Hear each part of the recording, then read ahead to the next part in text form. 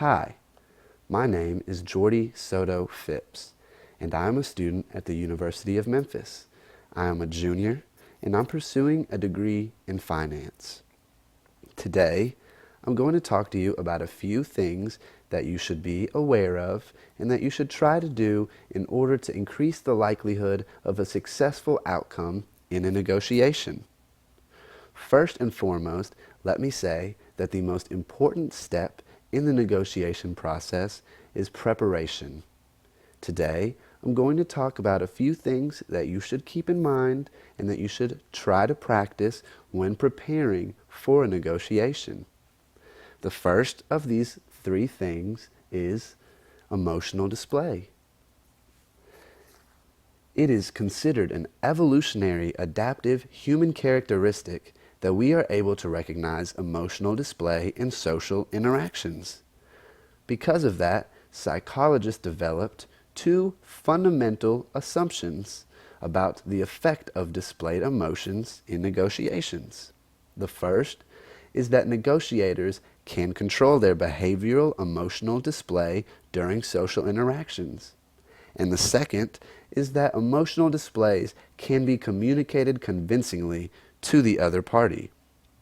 It is because of this that it is believed that skilled negotiators are capable of intentionally adjusting their emotional display. That is viewed as a manipulative negotiation tactic and can therefore serve as a means of persuasion. Researchers decided to study the effect of separate emotional displays and their effect on negotiation outcomes.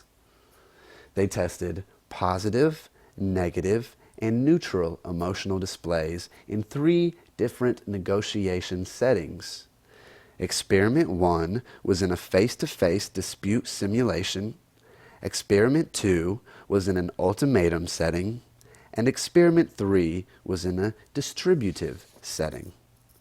Experiment 1 and 3 resulted in effective outcomes for both positive and negative emotions, while Experiment 2 only appeared effective with the use of positive emotions. According to the researchers, all 3 experiments highlighted the advantage of behaviorally displaying positive instead of negative emotions, and therefore deemed positive emotions as the most effective when trying to achieve a successful outcome in a negotiation. The next that I'm going to speak of is expectations. A statistic that was included in the Journal of Business and Psychology stated that men are able to negotiate higher salaries than women. When researchers decided to study why this was, they found a number of different reasons, but perhaps the most focal of them was expectations. Laboratory research has shown conclusive evidence that pay expectations are related to the amount of pay offered. In a study, both men and women were offered special training in negotiation techniques and goal setting.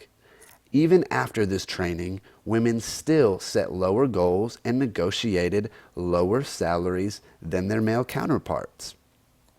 In a separate study, the men in this study indicated a higher likelihood of active negotiations due to their higher expectations, and women used the tactic of self-promotion, which creates less likelihood of active negotiations. Therefore, expectations are far more important than self-promotion. By clearly setting the parameters for a negotiation with expectations, that is called anchoring. To give you an example of an anchor, let's say you had a calculator that you wanted to sell for $15, but you would be willing to sell for $10. Well, you'll enter the negotiation asking for 15. Normally, in a negotiation, the opponent will counteroffer. The opponent might then counteroffer 10. By using 10 as your anchor, you can now negotiate a price between 10 and 15, and therefore consider it a success in that negotiation. The next that I would like to speak of is confidence. It is believed by some that overconfidence is an effective tool used in negotiation. Some psychologists believe that if a person appears to be overconfident, that it can enhance someone's insecurities. So if you're able to enhance your opponent's insecurities, that should increase your likelihood of success, right? Well, according to a study, realistically confident subjects exhibited more concessionary behaviors, and therefore realistically confident subjects are more likely to be successful. Now, concessionary behaviors mean that you're more likely to negotiate. If you are not expressing these behaviors, then you are less likely to budge from your stance and less likely to negotiate, which could cause your opponent to just walk away. So now, let's tie these three things into how you can prepare for a negotiation. The overview: if you understand your target, and this is also part of preparation, then you're more likely to understand what they want and what they're willing to settle for. If you know what they are willing to settle for, which might not always be the case, but if you have an idea of it, then you are able to set the highest possible expectation, yet it will be realistic.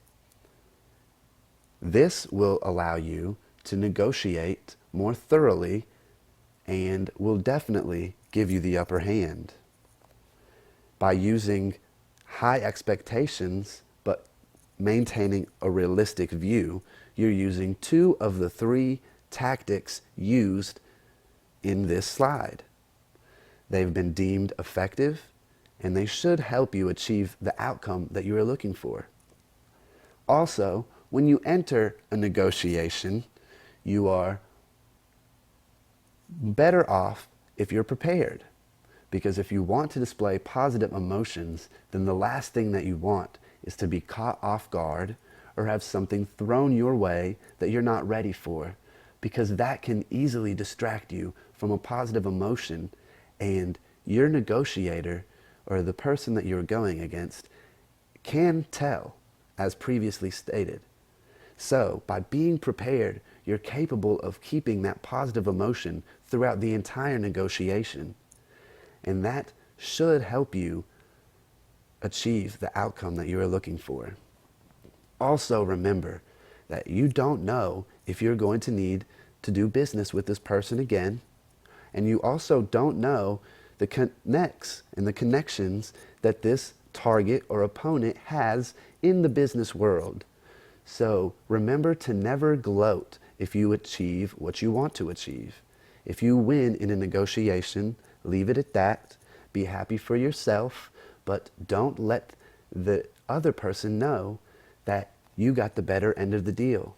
Because if you come to an agreement on a deal, then most likely both parties feel as though they are getting what they want. So leave it at that.